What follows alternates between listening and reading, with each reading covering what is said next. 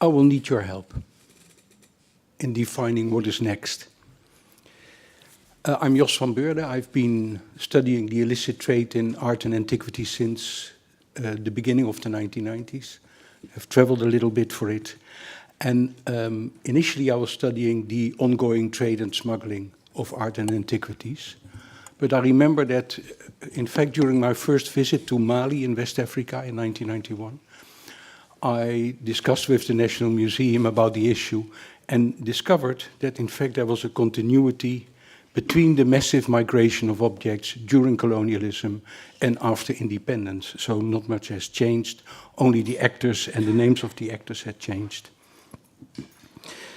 So I wrote a few books about it, but the last book, that's this one, Treasures in Trusted Hands, it's about colonial objects and restitution issues. And I did it purposely because for the ongoing trade in art and antiquities, there are some regulations like the UNESCO 1970 Convention, there are implementation laws. For Nazi-looted art, I discovered there are principles have been defined, very important. So I've decided to focus on colonial objects and restitution issues. And I have titled my contribution, Looking for Common Ground, because I feel that's what we need, but I will try to define that. First of all, at the global level, there are changing power relations. New ethics are arising, as we have seen during this conference, and the presence of migrants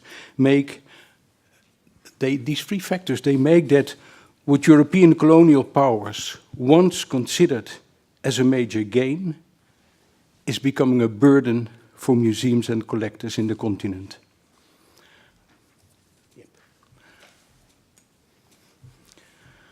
Europe has a problem, a big problem, especially in the relation of war booty, of confiscated and smuggled objects, confiscated by missionaries, by scientists, by collectors, and smuggled objects by colonial officials and military.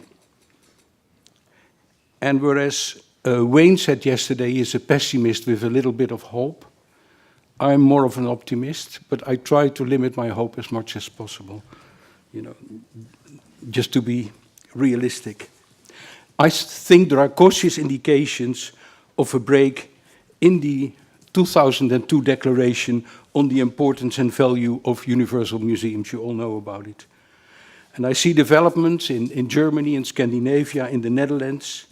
I see, for instance, I don't think it has been mentioned already, but 2 months ago, for the non-Dutch among you, 2 months ago, the Rijksmuseum in Amsterdam, they announced that it will start in-depth investigation of 10 colonial objects, and with the ultimate consequence that they might have to be returned. This museum is in the process of a repatriation project of some 1,500 objects to Indonesia. But I have to add, basically it's a superfluous collection of 15,000, and the Indonesians, they have accepted of it only 10%.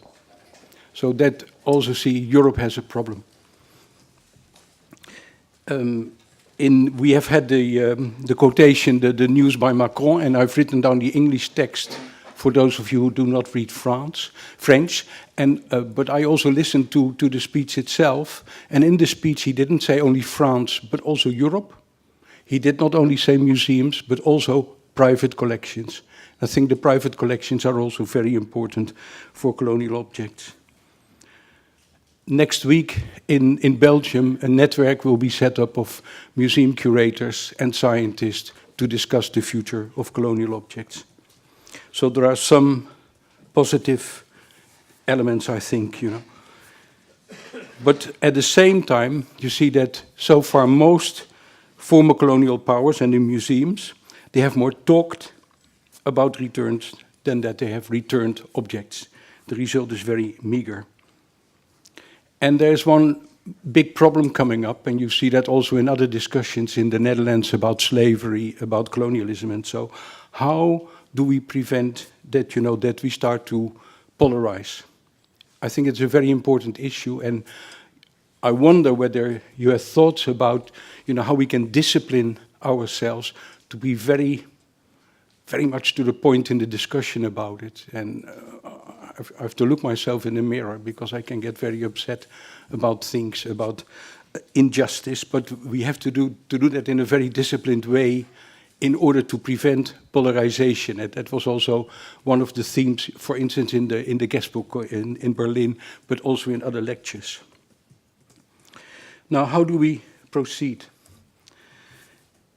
Return is a healing process. It's a means to undo injustice. It's a means to improve relations and to make them more sustainable. Return is also the transfer of objects. Now, from the study, I've learned that no two returns are identical or return processes, but that you probably all know. And do not try to make it a quick fix, because you're cheating yourself. It's too difficult. You need time and you need experts to do with it. Now, so far in the post-independence period, claims that were dealt with, they were usually matters between two states. But more and more, also under the influence of indigenous communities and other discussions, you see that more and more non-state actors want to be involved in the discussions about it. And we have to think about it, how to involve them. There's another thing that, I think there are important lessons to be learned from how we have been dealing with disputes about Nazi-looted art and even about colonial human remains and funerary objects. And I was looking for the common ground, and this is where will need your help. In the present transitional phase, we can just find more common ground. That's what I've learned. If we find a set of principles that can guide us, and it's a set of principles at the European level, we need a set of principles that can guide us in investigating our own collections, solving our own European problem, and dealing with claims with former colonies. And what I did for that is I compared these dealings with Nazi-looted art with dealings with colonial objects. And of course, both are based on historical injustice, and we have to do something with that. And there is an incredible difference between those two categories of contestable art. It's time span. Don't have to explain who owns an object, very complicated question, and the evidence is also complicated. But what I did do, and that's my what next answer to the question, what next, but I need your help to think about it. What I did is I translated the 1998 Washington Conference Principles for Dealing with Nazi Confiscated Art into principles on objects of cultural or historical importance taken without just compensation or involuntary loss in the European colonial era. Now you see from the definition already how complicated it is to translate only the title of these principles in a suitable title for colonial objects.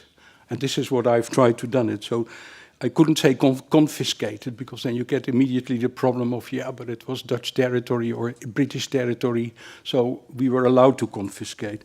But if you say taken without just compensation or involuntary loss, that's a category which helps much better. And and that comes also back in the definition. In the first part, if you look at the Washington Principles, I've got 1 more minute. Okay, I'll finish that. Yep. You see that, I'll go then to the 4th principle. Consideration should be given to unavoidable gaps or ambiguities in the provenance in the light of passage of time and the circumstances of the European colonial era. So I'm asking you, if you have any reflections of it, they're absolutely welcome. And, we just have to go to fair and just solutions. My time is over. Thank you very much. Yeah, just a few words. My name is Marens Engelhardt. I'm a national archivist.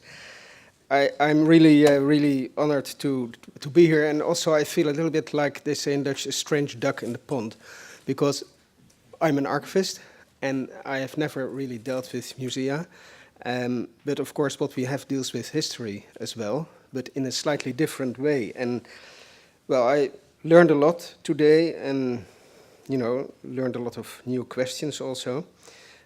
Like to say a few words about the nature of archives and, well, perhaps how it relates. Archives are always dealing with power, because they are the remnants, well, the remains of power structures, and whoever has the power decides what is going to remain. So archives are always a reflection of, well, you can say the establishment, and archivists are the curators of that, and they make choices.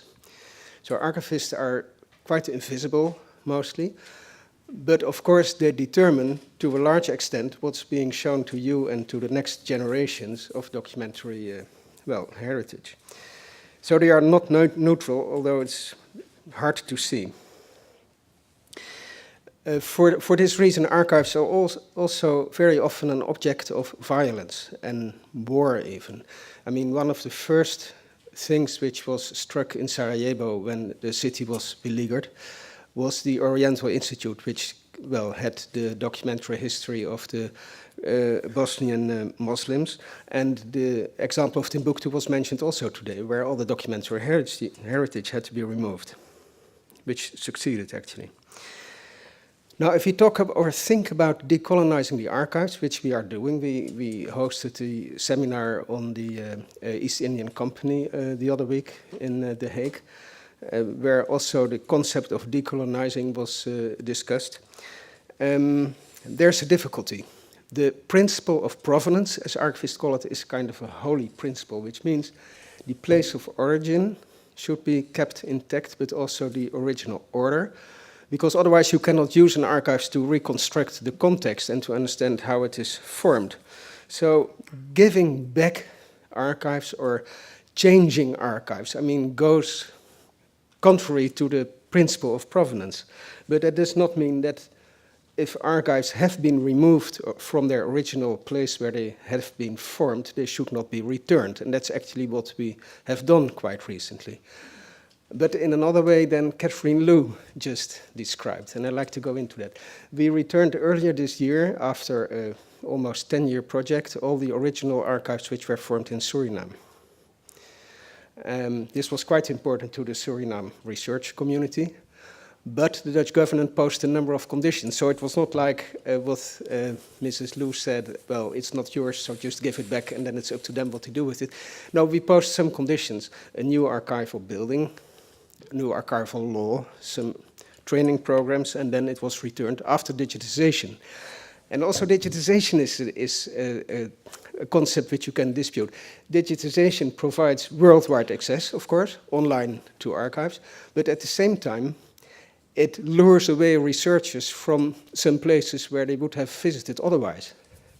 So on one hand, it would be a very easy solution to, to provide access to anybody who's interested. At the same time, some countries who have archives which, we want to digitize, say, well, don't digitize them because we want to be part of the research community and they're not going to visit us anymore. So it's all not that easy. Just to conclude, because of the time, because I'm really actually inspired by this day to say more about it, but I won't, perhaps later on. The question which Wayne posed is, well, how do you act then? What we try to do is have educational programs in which we teach primary school students to realize what historical sources are and how they can use them for, well, the interpretation of their own past, which is a kind of very basic education of, well, self-reliance, how you can search out sources. But of course, that's not neutral either. So we are in the process, very, in the early process of trying to interact with other communities in the Netherlands to advise us and to guide us a little bit how we can do that in a, well, multi-perspective way. Same goes for our expositions. We have this East Indian Company exposition at this time, and it was prepared already 3 years ago, and what we could wait for, I expected it to happen, was that it drew a lot of commentaries from, well, different perspectives in the Netherlands, which was sometimes a little bit embarrassing, But it was not completely unexpected. And the best thing to do was to react on it by, welcoming the commentaries and entering into the discussion and try to learn from it. So that's basically what we try to do. There are just one more remark. One thing which is a bit more fundamental, but takes a lot of time, like the things they are doing in the Rijksmuseum, changing the text with paintings. With archives, that's difficult, because the descriptions of archives are part of the historical, document. And if you would change that, you change the value of the history. But what you can do is add another layer. But that takes a long time, and we have to think about how we can do that. Thank you. I'm mainly going to talk about an exhibition I just opened at the Weltmuseum in Vienna. But before I do that, I want to say that I feel an urgent and an emotional connection to the thematics that are being discussed here at this conference.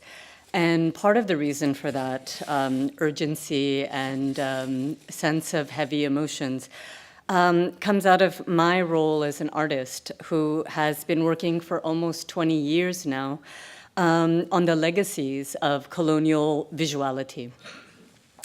And for me, I cannot talk about the frame of colonialism without also talking about trauma. And trauma is something that resides in the body. And so the body, where it exists within the museum, where it exists in the archive, is of central importance to me and in my work. And so, as Wayne mentioned, I was part of the Switch project, which began as a residency where I had a lot of misgivings about what it meant to work in an ethnographic museum. Would I be a native informant? Would I be a neoliberal cheerleader, as many artists are being asked to do? And also, in particular, I think in relation to anthropological museums and ethnographic museums, artists of color are often invited in to, I think, lessen white institutional guilt and somehow give a kind of blessing, like you are okay now. To the credit of the museum, I would say that they didn't interfere with my process of being in residence there and taking my time to construct an exhibition. But on the other hand, I feel, I have to say, a deep sense of unease, grief, anger when I encounter something like the trophy skull that's being exhibited, even with the knowledge that there was community consent, because what Catherine's lovely presentation today enlightened for me, it helped me name my discomfort. Because what is the nature of consent when the power relationships are so deeply unequal? So what does that consent mean, that the museum, which holds so much power, so what does that mean? And with that, I'm just going to show you some of my work, and I think some of the thematics that I'm exploring, because I'm trying to disturb colonial visualities. I'm not trying to erase what came before, but rather enter into some kind of dialogue. So I titled my exhibition, Staying with Trouble. This is borrowed from an early paper given by Donna Haraway, where she asked a set of questions. What does it mean to think, act, and write in an age of extermination? What is the work of recovery? And then what is the work of recuperation? And her answer was staying with trouble. And for me, to stay in the middle of the contradiction is what I'm often trying to do as an artist. And I think what it means to be in an ethnographic museum, there's no getting away from the violence that is in the foundations of an institution like an ethnographic museum or like the Weltmuseum or this one. But one can engage those meanings and maybe produce something new and productive from that, but you're always implicated in it. Let's see, and then, so I'm going to just start. The center of my exhibition is really the deconstruction of a 1902 German textbook called Die Woker der Erde. And it is a book that I cut apart and then used as a kind of generative sketchbook source for all the ideas that came out in the exhibition. And I'll go rather quickly, but just to give you an idea, this is kind of an individual detail of what became a 70-page installation. And so these are just, so book pages. We'll have another view of the overall installation in a second. But a lot of it is like, some of the works are better than others. The point is not about them as individual works, but really seeing the total gesture of cutting apart the book. And then for me, it's about a very, it's not premeditated, my interventions. They're very, so this is a view of what the installation overall looks like. So you can see some pages better than others. You see it sort of more as a collective act. And from this book, there are also another set of projects. There's 2 vitrines in the space, kind of antique museum vitrines. And one set has a set of watercolors that I created. And these watercolors are based on photographs from the museum's photo archive, which is a very neglected part of the museum. I think there's been virtually no historical scholarship on its photographic collection. The main emphasis, I think, for the museum, what I was told, is on the objects. So I kind of reinterpreted the photographs through painting and then through surrealism. These are just examples. There are 8 watercolors in one vitrine, just kind of an installation view. And then the next project is also a vitrine. It's based in the vitrine, and some of you will recognize. This is the first. On the left is Fritz Rock, the first director of the Weltmuseum. And on the right is Steven Engelsman, who's here. I didn't know that you were going to be here. But I decided to include yours. There's 5 portraits that I created of scientists and directors associated with the Weltmuseum. And for me, it was like also part of the gesture of bringing those that, the knowledge producers in front of the lens. And also then I think this act of adding the facial tattoo. Fritz Rock was a Nazi sympathizer, and it was like adding these kinds of, this gesture was about bringing also something about pathologizing the white male subject.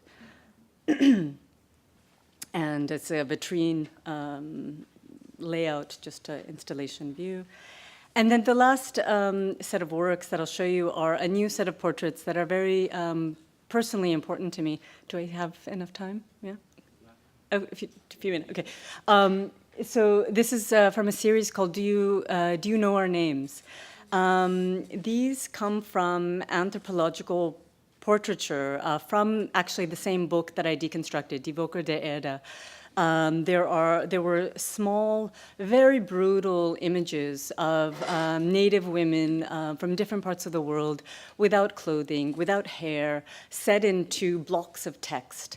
And I took these images, reproduced them photographically, digitally, and then said, they're about 70 by 100 centimeters, but I said about an act for me, which is about recuperation of identity, it's about kind of, so I give them makeup, I give them hair, I give them clothing. And in the process, for me, it's a deeply joyful project to do. And so I'll just show you a few of these, and then I'll end. And I'll just mention that the title, Do You Know Our Names, comes from the lyric of a Sweet Honey in the Rock song called, God, now I'm blanking on the name, If You Had Lived, I think.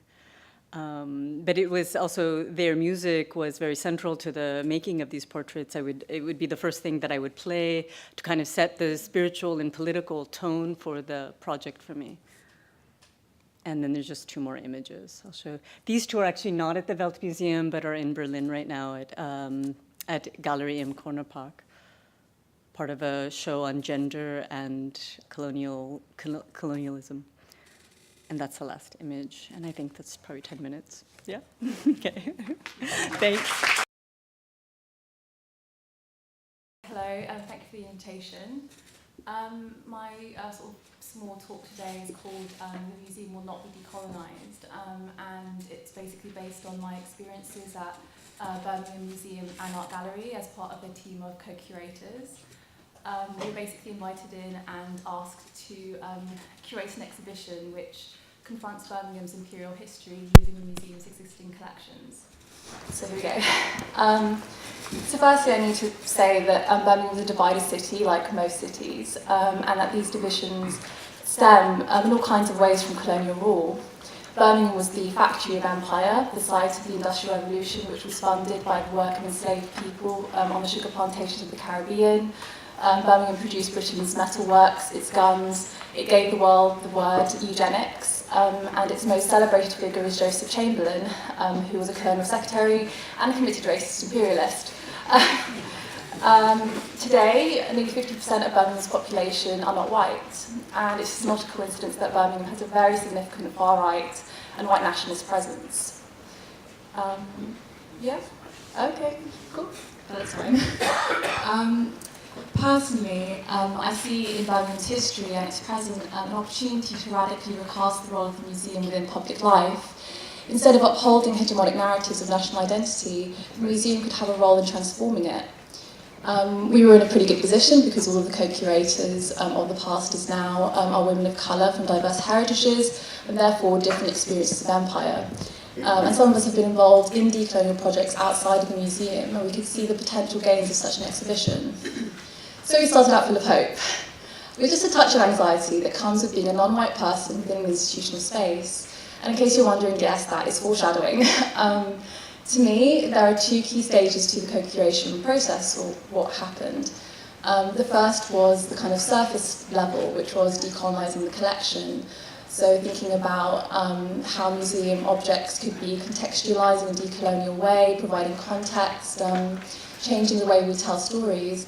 But the second was decolonising the museum, and to me that is experiencing the resistance of institutional change as a kind of white wall, an emotional sort of experience, I would argue. But yeah, so today I want to focus on the challenges of the co-curation process, the relationships that were built and broken during this project. And if there are any questions about the specifics of the exhibition, I'd be happy to talk about that afterwards. So firstly to say, at the start of the project, it was agreed that we would be paid an honorarium for the work that we were doing. For the museum, this was an innovative practice. Usually, they would just do a call for volunteers. Most of us are freelancers, so accepting a small fixed fee for the high-level consultancy that we were providing was something most of us were very uncomfortable with. It didn't feel very decolonial. The co-curation itself comprised of several meetings. We were shown the permanent collections and asked to critique the neutral museum tone. We toured the museum storage spaces. We were given talks about how the museum's collections historically categorised peoples and nations. And we were asked to reflect upon traumatic histories from which we had all benefited from to varying degrees. Without fully realising it, they were providing a map of how the museum institutionalised a nation's forgetfulness. A history in which the colonised is dehumanised, where stolen objects are neatly accounted for, providing interesting and educational ways into a history for the majority white audience. So very quickly it became clear that the museum and ourselves went into the project with different expectations. To me, contextualising an object or narrating history from the perspective of the colonised is just the surface level of decolonising. The deeper work is thinking about how museums are complicit until today, and to think about how museums are resistant to change, because to interrogate their existence would require awkward conversations about their continued preservation and protection of whiteness. If history is forgetfulness, then the fantasy of whiteness is what remains. This impacts the kinds of narratives that can be told. White neutrality must remain unquestioned, and white people's feelings must be protected. At the moment, white people want to be berated about their colonial history, so in a funny kind of way, it's business as usual. So museum staff were aware of what decolonising meant in relation to the collections, but I don't think they were prepared for us in practice. We were intent on drawing attention to the museum as an imperial structure that is intimately tied to systemic whiteness. We also strove to highlight how individuals reproduced institutions. In meetings, we would throw out phrases like white fragility and systemic racism to staff who had probably never been confronted in this way. And so we were allowed creative freedom within the exhibition, but it often felt like the price of our honesty was to jeopardise future decolonial projects and also our relationships with the curators. We were never really sure where we stood. At the same time, we kind of were aware of what was happening because we all have experiences of kind of racism, and we have a certain amount of empathy because acceding privilege is painful. We were asking the curators to question not only their professional practices, but to be involved in a conversation about their personhood within Birmingham, their responsibilities to us as people. So there were several flashpoints, issues to do with design components, certain key decisions that we weren't privy to at meetings that we were excluded from. But the main battle between us and the curators was the interpretation. To give a bit of context, by this time the project had run on significantly longer than planned and our involvement was much greater than what we had initially agreed upon. At first we made it clear that we did not want to write the interpretation. We had spent hours educating and facilitating a decolonial lens, and we felt that if we were to write the interpretation, it would compromise our values and professional integrity. Unfortunately, when we received the museum's interpretation, it was written in the neutral museum tone we had critiqued weeks earlier. We received the interpretation on a Friday and told the deadline for editing was Monday. Of course, we had no choice.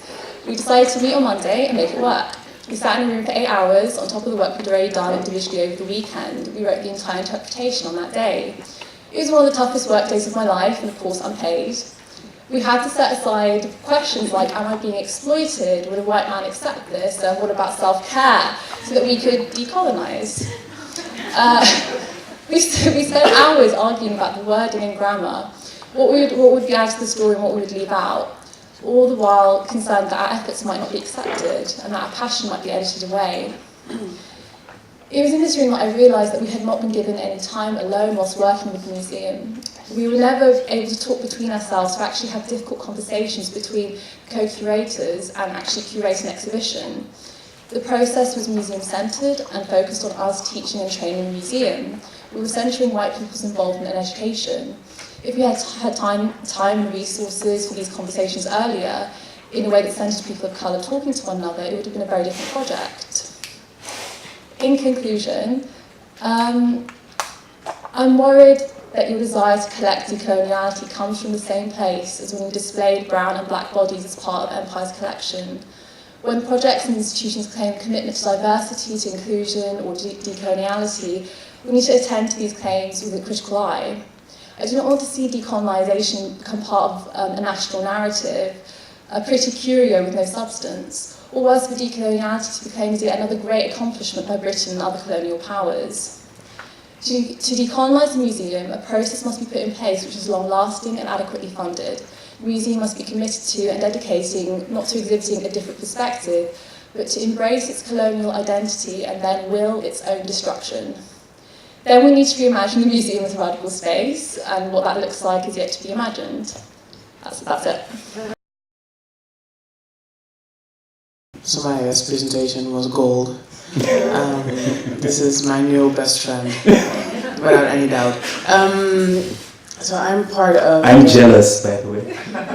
I thought I was the best friend. No, but you're the best friend forever also. Oh. Yeah, yes, for sure. Anybody, any questions about my friendships with... Okay. I think some very interesting points have been made. I wrote some of them down. With regards to the first presentation, how do you prevent us from polarizing? That was one of the questions, I feel. But I feel that polarizing isn't the result of a lack of discipline by those who rebel or revolt or reject, at least. So I think it's a question that's difficult to answer, because then you would pause change because you are afraid of the outcome of the person who doesn't want to change. And I feel that that's a conversation I really want to have today, looking at the protests that are going on tomorrow also. So tomorrow, for those of us who are not part of the Netherlands, some activists, I hope a large group of activists will go to a small village, let me call it a village, in the north of the Netherlands, protesting against blackface in the Netherlands. And some of us are very fearful that right-wingers, extreme as they might be, what they would do. So, but then if we would take into account polarization, that means that we would have a different method of fighting for our humanities. So what does it mean then to ask the question of how do we prevent polarization, instead of asking how do we make the other side more aware of your humanity? And I think maybe that's something we can discuss, all of us. Very interesting point, archives always deal with power and remains of colonial structures. I think that's right, because you collect something from a specific point of view. So I think we often consider archives to be neutral, as if we consider museums to be neutral, like these neutral spaces where you just go in and you hear one story. But histories are never told from a neutral perspective, because history was never a really neutral place. The only thing that was neutralized was the opposition of people who weren't considered to be humans, basically. So that's something I would also like to discuss later on. I can just reread your entire presentation and say, this is awesome. And people being hired to lessen the institutional guilt. This is being recorded, right? Or is it being broadcasted? Go ahead. Okay, well, Sorry. in recent histories, somebody invited me and a few other people to do a presentation, and it was a room like people like you, very mixed crowd, very like radical space, and in that crowd, the person says, oh, this is amazing, like we should talk about decolonial practices, and the person was all for it until we had a meeting with the staff. And then we talked about decolonial practices, and she basically said, well, I don't see color, and race is very important. I was like, oh, this is interesting, because yesterday in a different crowd, you had a different stance. So what does it mean when inviting the decolonial or radical artists on board becomes performative? So you do it to not lose relevance, and you do it to not be the one who's not speaking about it. But when the doors close, exactly what Wayne also asked, that you can have a museum that's having an exhibition about why it's important to be against white people, because that's the conversation we're having now. So what happens if the person then goes home and still puts on blackface? One of the curators in the team. So conversations to be had, I think.